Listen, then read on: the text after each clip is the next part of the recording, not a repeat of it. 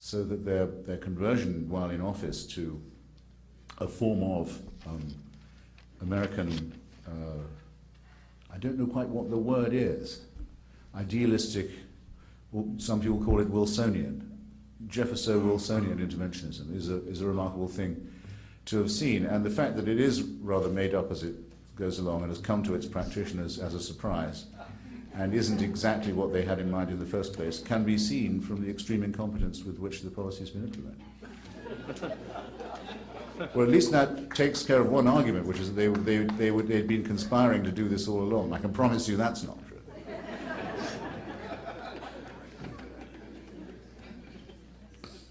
Here's a question about, is the current war, is a clash of civilizations inevitable into the future between Islam and the West? Yes. Sure. Yeah. There's no. Let me put it like this. Some people say, in fact, there's recently been what's, I think, preposterously called a national intelligence estimate about this. Estimate is certainly the right word. It's not in any sense a finding. It's a piece of subjective impression mongering. But anyway, the finding or the whatever the word I'm looking for, the estimate is that a great number of Muslims are annoyed by our policy, and that thus, and violently so, and thus we are, to a certain extent, a word I also distrust, less safe. Quite how safety is measured in this, or by what means it's estimated, is quite beyond me. I mean, it seems to me, if one asks a question like, does going to war make one more safe? One asks a question that is flat out incoherent, and will elicit, if asked, stupid answers, which is what we have been getting from our intelligence community in any case for the last 2 or 3 decades. However, let's say, all right, we should take care not to make enemies. Well, what care would we have to take? Let me give you the instance of Denmark.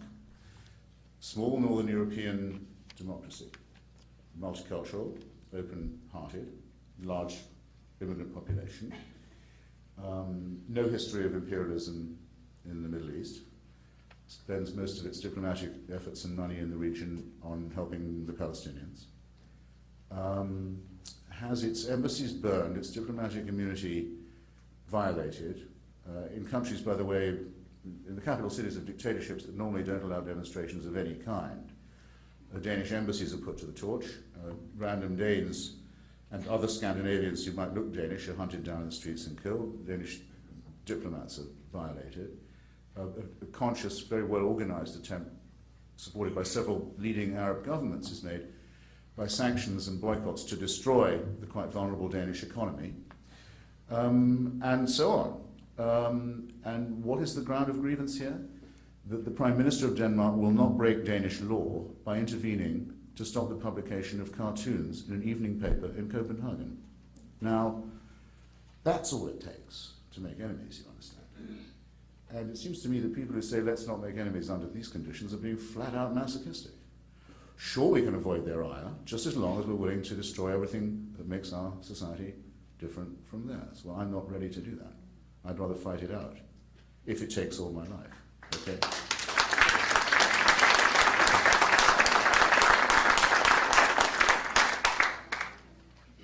And I'll tell you how we'll know, which is when they start asking themselves, was it wise of us to piss off the Americans? Have we made too many American enemies? Have we stirred up the American street? That's what I want to hear them discussing. And I want to hear them discussing, can we go on taking these casualties? Because the Americans, we don't boast about it. But your fellow countrymen and mine are killing these people at the rate of hundreds a week, and willing to go on killing them at a higher rate, I hope. And at some point, they have to ask themselves, can we take it? That's the estimate I want to hear being made. I don't want to hear all this drivelling lamentation, where we've hardly started the business of training an army that knows how to fight these people and to defend our civilization in the most tough conditions of rogue and failed states. So, I have very little doubt of what Mr. Jefferson would say about that. But I don't feel I have the right to ventriloquize him on my side. Quite happy to speak for myself on the point. Bob Woodward. What do you think of Bob Woodward's new book about the Bush administration? Not much. I mean, it's another piece of his seasonal stenography. This time from a different lot, he's channeling a different group within the administration. If you read the first book, I've written a long piece about this in the Atlantic, which you can look up, about the different styles and books of Bob Woodward and the various mutations it undergoes. But you can very easily tell who his sources are. For example, in the case of his first book, I can tell that George Tenet, then head of the Central Intelligence Agency, was a source because he's described as the hard-striving son of hard-scrabbling Greek immigrants. And he's also quoted quite a lot of the time in his own quote marks. Not all the quotes are blind, which is, by the way, how we know a very interesting thing about Mr. Tenet, which I'll share with you if you like. Do you remember what Tenet said when he saw the towers being hit? Do you remember this? It's in Woodward's book. It's worth looking it up. I mean, it's not a waste of time reading his stuff. You get some interesting material all the same if you can winnow it out. So Mr. Tenet is having breakfast with former Senator David Boren of Oklahoma, who had been his great patron on the Intelligence Committee for a while. And they're chatting on, and I'm willing to accept Tenet's word that's in the book that they were talking about the danger of Al-Qaeda. Maybe they were. It's not impossible. And then the men with the earpieces come piling into the room. They came running in. It's clear that Director of Central Intelligence is not late for his next meeting. Something has happened. And they turn on the television and they see it happen. And so we know exactly what the first words said by any American intelligence official were in the first few moments of the post-9/11 era. And you know what the words were? Gee, I hope it's not those guys in the flight schools in the Midwest. Not quite good enough, is it? I mean, I can think why he would hope it wasn't them, because he was the only one who knew they were there. But he didn't think it was important enough to share the information with the FBI or to do anything about it. And I don't think he should have got a Medal of Freedom for that, I have to say.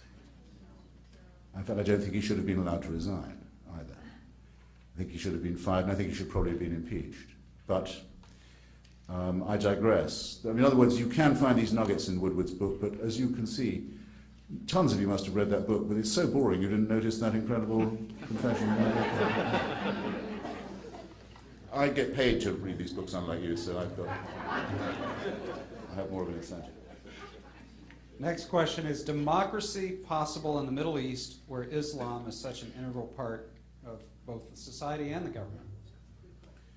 Well, I agree with Jefferson that there's something antithetical between religion and democracy in any case. And religion and enlightenment and the other things that you need for a democratic society, because I think that the principal thing is secularism, and it is a lot harder to convince Muslims, or can be a lot harder to convince Muslims of the importance of the secular for two reasons. One, they claim that their revelation, the revelation to their prophet, is the last and final and irreplaceable one. It completes all previous revelations. It cannot be altered. It cannot be improved.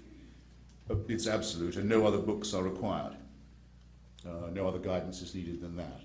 And that it's a total solution for every aspect of life, from the sexual to the dietary to the political to the economic.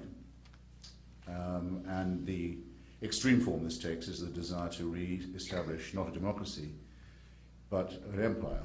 There are some fools on the left who talk about Osama bin Laden and others as if they were anti-imperialists. Of course, they are fighting to create, in fact, more properly, to recreate a lost empire, the caliphate that was ended in 1918, and to bring, in theory, everyone in the world under its rule and the rule of Sharia. And that's as good a description as you could come up with for a totalitarian scheme, a totalitarian fantasy. So no, while this idea is abroad, it's going to be extremely difficult to impose democracy, which is why the first and most important priority is the destruction, physical destruction and discredit of the jihad movement. That has to be beaten and eradicated before any progress can be even discussed.